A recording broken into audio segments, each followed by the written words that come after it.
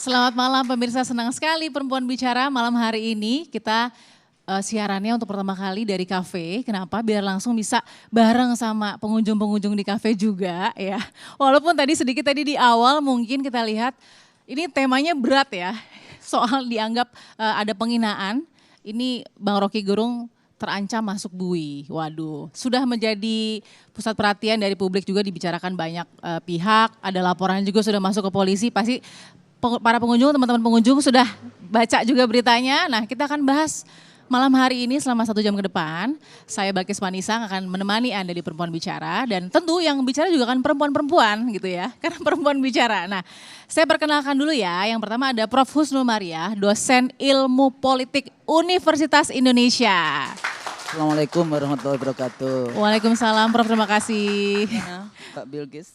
Kita santai-santai tapi serius ya. Di kafe soalnya. Iya di kafe soalnya Prof, jadi biar kita banyak bisa berbincang juga dengan teman-teman. Oke, lalu kemudian ada Ibu Niknik M. Kuntarto, saya panggilnya Bu Nik aja ya. Ahli forensik linguistik. Selamat malam semuanya. Salam cinta bahasa Indonesia.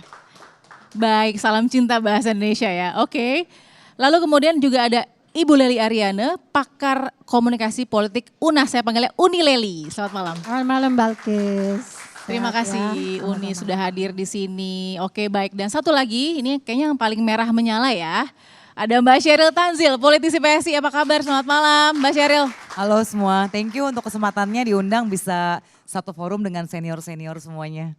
Senang, ini sudah gak sabar mau nunggu ya. Tapi kita juga nanti akan dengar dari para pengunjung kafe yang ada di sini. Nah, kita lihat dulu informasinya seperti apa tentang dugaan menghina presiden. Rocky terancam masuk bui. Rocky Gerung kembali melontarkan pendapat kontroversial. Dugaan penghinaan kepada Presiden Joko Widodo saat Rocky menyinggung langkah presiden yang pergi ke Cina untuk menawarkan ibu kota Nusantara. Potongan video Rocky tersebar di media sosial. Buntutnya Rocky dilaporkan ke polisi atas dugaan penghinaan kepada Presiden Jokowi. Lalu, bagaimana respon presiden terkait kata-kata Rocky? Apa? Terakhir. Itu hal kecil lah. Saya kerja aja. Ya. Kepala Kantor Staf Kepresidenan Muldoko ikut bersikap. Jangan coba-coba ganggu Presiden Jokowi. Saya akan berdiri paling depan. Sementara ada juga elit politik yang menganggap pernyataan Rocky Gerung masih dalam batas wajar. Kalau seperti ini, jadinya kritikan atau hinaan.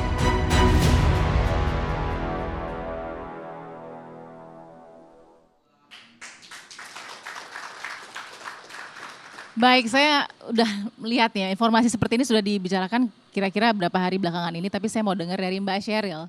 Mbak Sheryl, jadi Bang Rocky kan memang terkenal dengan suka mengkritiknya begitu kan. Memberikan input-input yang konstruktif dan mungkin juga menggigit gitu ya Mbak Sheryl. Oke, tapi menurut Mbak Sheryl apa yang diucapkan Bung Rocky dalam sebuah forum begitu ya, penghinaan atau seperti apa? Oke, thank you ya untuk kesempatannya. Kalau saya sebagai orang yang mengagumi Pak Jokowi dan sebagai orang yang ngefans sama Pak Jokowi tentunya itu sebel banget dengar Rocky Gerung ngomong seperti itu. Tapi Rocky will be Rocky. Rocky Gerung ya seperti itu dan kami di PSI, kami adalah partai yang sangat mendukung kebebasan berekspresi. Dan dalam demokrasi yang sehat, kebebasan berekspresi itu kan memang dilindungi undang-undang ya. Di konstitusi kita pun di 28, pasal 28E ayat 3 Undang-Undang Dasar 45 itu menjamin itu. Dan kalau kita lihat seperti apa reaksi dari istana, Valdo Maldini, salah seorang politisi PSI juga yang sekarang duduk di salah satu staf di istana, sudah mengatakan bahwa Pak Jokowi nggak akan melayangkan pengaduan. Dan kita tahu ini kan delik aduan ya, dari kepolisian sudah bilang ini delik aduan. Dan dari saya pribadi saya merasa Pak Jokowi nggak mungkin. Begitu saya dengar pertama videonya, wah ini ya Rocky banget lah gitu ya. Saya ada feeling ini Pak Jokowi nggak akan melakukan pengaduan. Dan ternyata betul istana mengatakan mereka tidak akan melakukan itu. Kalau tadi kita lihat Pak Muldoko agak keras ya, bahkan sudah memakai ketentaraannya. Itu wajar karena Pak Muldoko itu tentara backgroundnya. Memang seperti itulah gaya tentara ya. Tapi kita lihat lagi Gibran, anak presiden. Gibran kan ketika ditanya oleh wartawan malah bilangnya, ah saya belum nonton videonya. Tapi sih nggak akan gugat, santai aja. biarkan publik yang menilai. Pak Jokowi pun sudah ditanya oleh wartawan ya, jawabannya apa? Nggak apa-apa, itu udah biasa, itu hal-hal kecil, kita sih fokus kerja aja.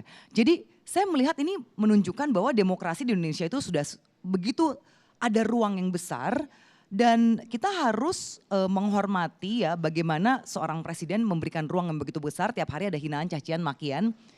Toh dia satu fokusnya bagaimana bekerja yang terbaik memberikan kepada negara. Jadi dijawabnya itu bukan dengan undang-undang ITE atau undang-undang pasal penghinaan presiden dan wakil presiden. Tapi dia membuktikan dengan bagaimana dia bekerja sehari-hari. Dan pada akhirnya kita serahkan kepada publik. Apalagi survei, beberapa survei dari LSI sudah 2 kali ya. Ada di bulan April, bulan Juli. Ya. Itu menunjukkan kepuasan terhadap kinerja Pak Jokowi lebih dari 80%.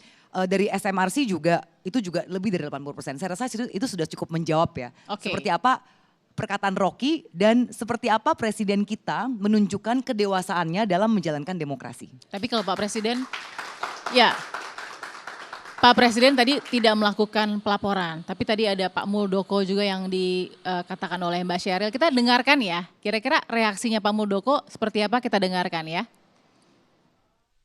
Saya ingin mengingatkan ya, tugas yang melekat di kepala staf presiden adalah menjaga kehormatan presiden. Jangan main-main itu. Sekali lagi saya ulangi, jangan main-main. Kalau sudah bersinggungan dengan itu, saya akan berdiri paling depan itu. Oke, jadi katanya ada jangan main-main, terus saya rela berkorban juga nyawa. Sebenarnya ini udah keras sih kalau dilihat ya. Tapi nggak tahu gimana Bu Husnul, Prof. Husnul melihatnya soal dugaan ujaran kebencian ini. Silakan. Terima kasih Mbak Bilkis. Pemirsa perempuan ya, ini kita sudah yang keberapa ini? Karena kita Udah dari banyak sejak sekali ya. awal ya. Nah jadi begini, kalau kita tadi bicara demokrasi, ukuran demokrasi itu apa? Demokrasi itu di situ ada kontestasi, ya kan?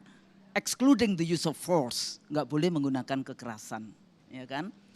Termasuk sebetulnya secara koersif membawa pasal-pasal untuk civil and political liberties, kebebasan sipil, kebebasan berserikat, kebebasan menyatakan pendapat. Nah dalam konteks kalau ilmu politik melihat, jadi jangan cuma kasus 2 suku kata kayak gitu ya, nanti kawan kita yang dari ahli, ada forensik linguistik ya, itu bicara nanti bisa. Tapi dari konsep ilmu politiknya, ini negara kita memang sedang tidak baik-baik saja. Kenapa itu Prof? Jadi kalau kita lihat terakhir undang-undang kesehatan itu jelas value-nya adalah industri kapitalisme, bukan Pancasila.